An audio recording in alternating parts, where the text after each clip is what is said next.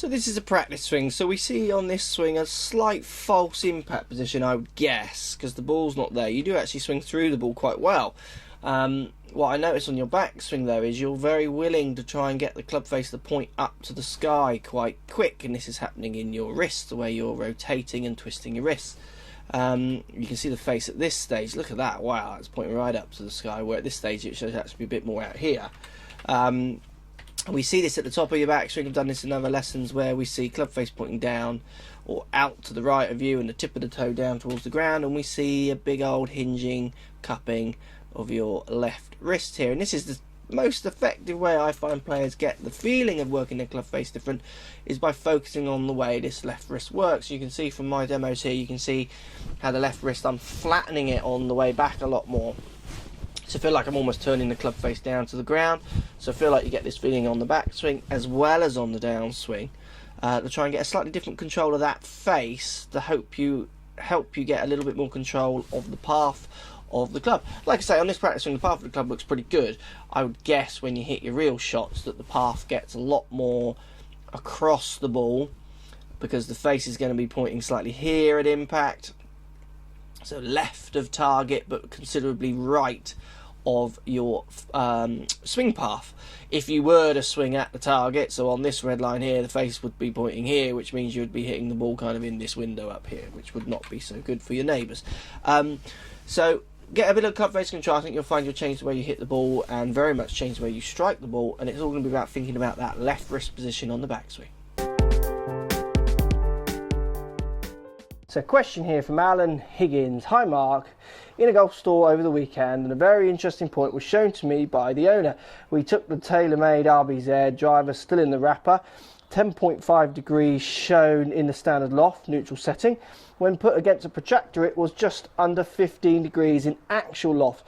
Are we being sold out by these companies who have us believe we're hitting a 10.5 driver when we're hitting a lot more loft? Well, not quite sure how you measure that. If I just take a driver here, the loft of a driver, any well-made driver like the one you mentioned, will have different loft across the whole face, because you have roll and bulge on a face. The face isn't flat, so there's more loft in the top, less loft in the bottom, and then around the sweet spot is ideally your loft of the club in theory. And this is the help with the way the ball gears off the face and the spins it adds when you hit it out the heel and the toe or the top or the bottom. So by making the club have this kind of roll and bulge on the face, it allows you to hit straighter shots when you're missing the sweet spot. Basically, if you just had a flat 10.5 degree face across the whole face, then absolutely it would make this game almost impossible. You'd have to hit the sweet spot or you're done, basically. So the loft of the club is going to vary with your protractor depending on which part of the face you put on. It will go up probably to 15 and maybe down to maybe even 8 degrees possibly. I mean, I've never measured it. But I personally trust the loft of the drivers from the main manufacturers, and the main thing I do is I actually looking at the dynamic loft. So what is the loft of the club as I hit the ball when I'm getting fitted, or fitting people, or fitting myself, or what have you. The launch wanted to show us what the dynamic loft is, so the loft delivered to the ball, and that's the real number I'm looking at. I'm not really fussed what number's printed on it as such, so I would trust them a bit more than that, to be honest. I can see where some confusion might lie with the loft as you measure with a protractor, but depending on which part you're measuring on is going to depend which kind of loft you come out with on that club. So interesting point, thanks for posting the question, hope this helps, but definitely the loft on the face is going to vary depending on which point you measure from. Thanks for posting. So we got 3 golfers, all with lower hand, so the ungloved hand on each 3 players, right hand for the right-hander golfers, left hand for the left-hander golfer, which is not quite in the wrong position, what we call strong, too far under the club. And then watch what happens with the patterns of these swings as we see each player in the same position. We go top of the back swing, we start to see face to the sky. Same on this chap here, face to the sky, and on this one also we see face to the sky.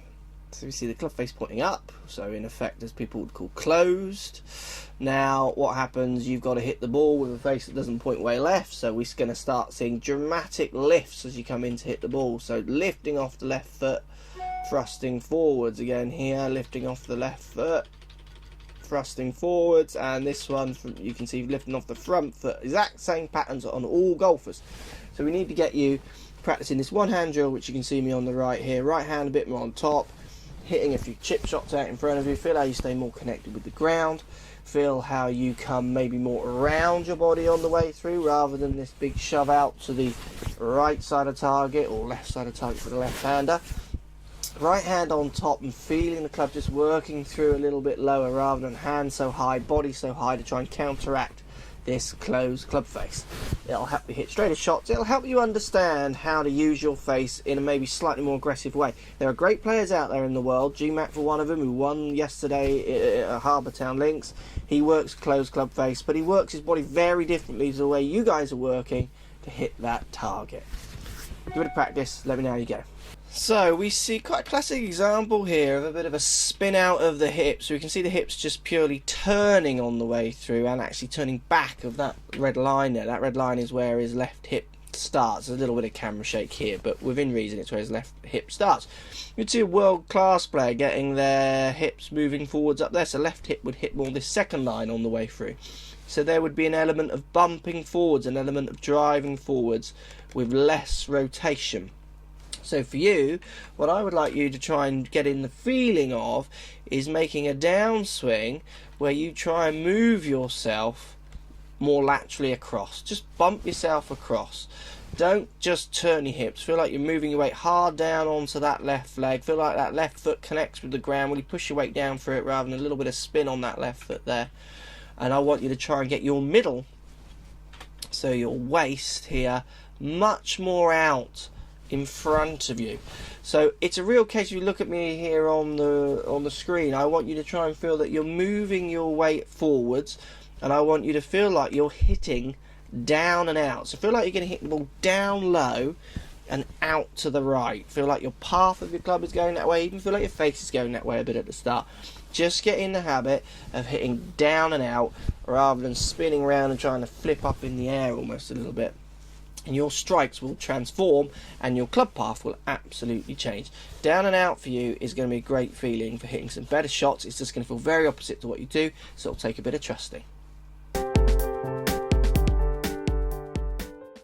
So golf talk this week, guys. We're going to talk about dynamic loft of the face as it's delivered to the ball. So you have a loft on the club. So you have this angle, which is set at X. But then when you hit the ball, often that loft is delivered to a different number. Sometimes more, most times for better players less than the actual loft on the club.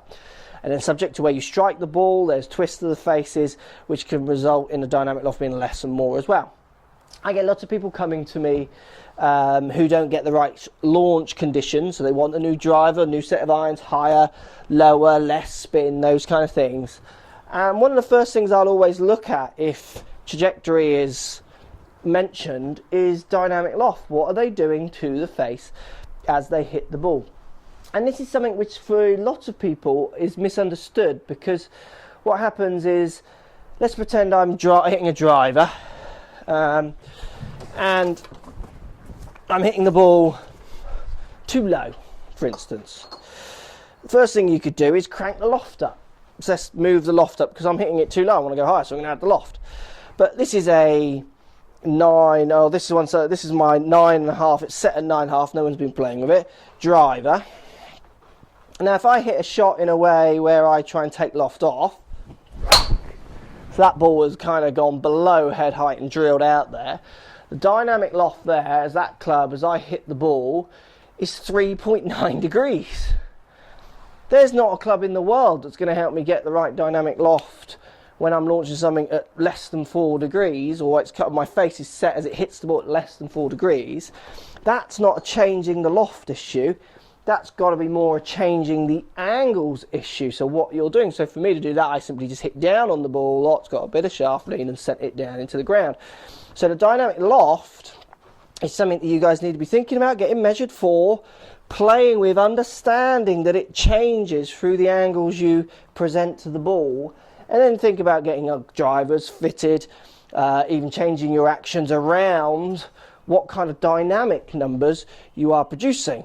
Rather than if I go into a pro shot with that shot, I'm hitting it low, or any golf shop, I need more height. Just a conversation in the shop's they're going to give me a 12 or 15 degree loft. I don't need a 12 or 15 degree loft swinging at 104 miles an hour.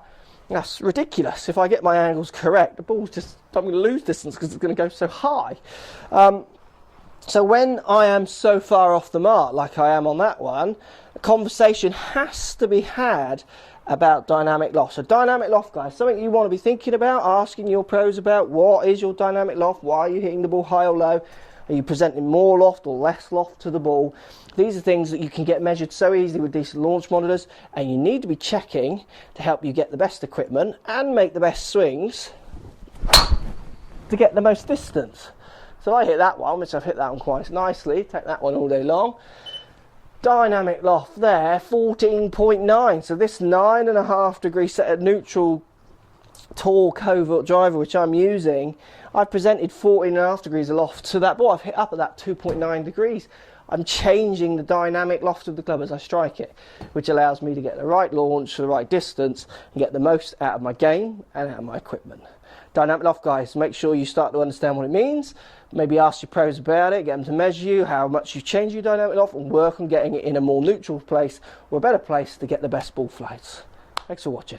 So let's show you how posture can really affect how kind of dynamic you make your golf swing and certain positions you can and can't achieve, or certainly that make it harder for you to achieve better positions when you're stood in a certain way. Classic position here, I see this day in, day out. Weight very much on the heels. You see the backside much further back than the shoulders are forward of the toes. Kind of puts your centre much more back on your heels.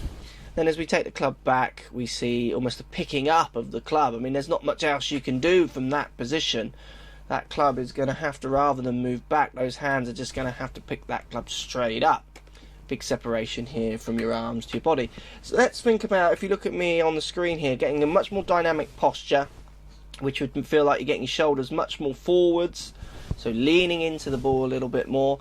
And then from there, trying to feel like you're just rotating your chest back a little bit, just rotating the club back from this more leaned in, more dynamic position, rather than standing so kind of flattened back on your heels, which doesn't allow you to move in any kind of dynamic, positive way. It just allows you to get that club in motion. You need to start just picking up, literally just shoving the club up in the air. So weight much more forwards, much more dynamic, feel like you're more into the ball, and then more of a rotation of your shoulders as you bring that club back rather than just picking your hands up. I think you'll find you'll hit much straighter shots and certainly considerably better strikes. If you like what's going on here, don't be afraid to subscribe to the channel. Also thumbs up the video, post comments, love to hear what you guys got to say. Let's keep it social. The more we talk, the more we share, the easier this game will get for everybody. So if you want to find me on Facebook here, you can find me on Facebook.